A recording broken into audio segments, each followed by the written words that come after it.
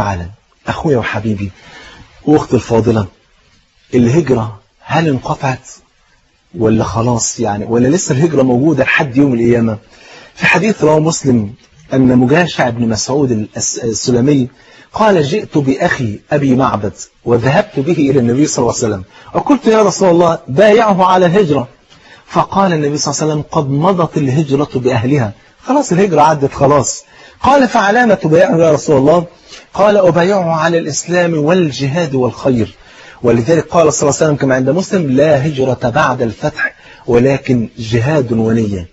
ايه الهجرة الباقية الى قيام الساعة والتي لا تنتهي ابدا؟ الهجرة التي تبقى الى قيام الساعة كما رواها البخاري ان الحبيب النبي صلى الله عليه وسلم قال: المسلم من سلم المسلمون من لسانه ويده، والمهاجر من هجر ما نهى الله عز وجل عنه. يا سلام.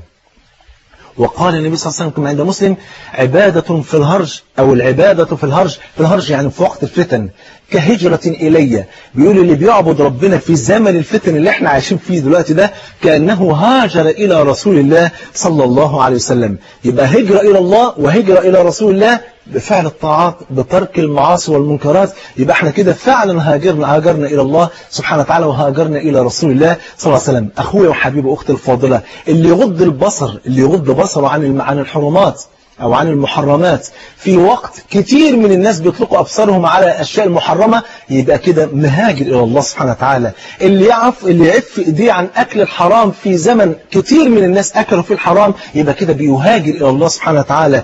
اللي لبست حجابها في زمن كتر فيه المتبرجات تبقى بتهاجر إلى الله سبحانه وتعالى. اللي بيبر أمه وأبوه، واللي بيصل الرحم، واللي بيكرم اليتامى، واللي بياكل حلال، واللي بيدرس العلم الشرعي، واللي بيحفظ القرآن، واللي بيصلي الصلاة الخمس في المسجد، واللي بيذكر ربنا، كل هؤلاء بيهاجروا إلى الله سبحانه وتعالى.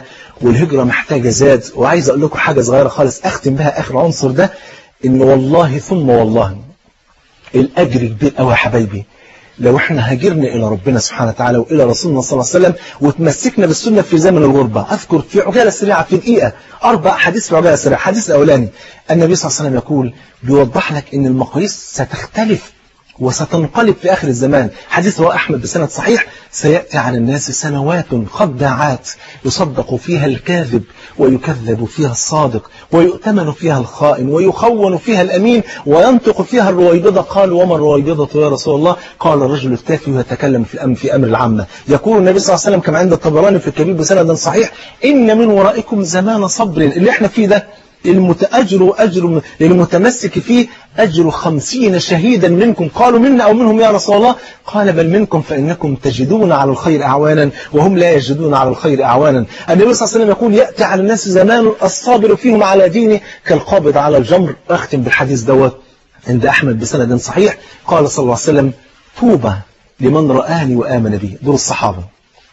وطوبى ثم طوبى ثم طوبى، وفي رواية وطوبى 7 مرات لمن آمن بي ولم يرني، اللي هو إحنا.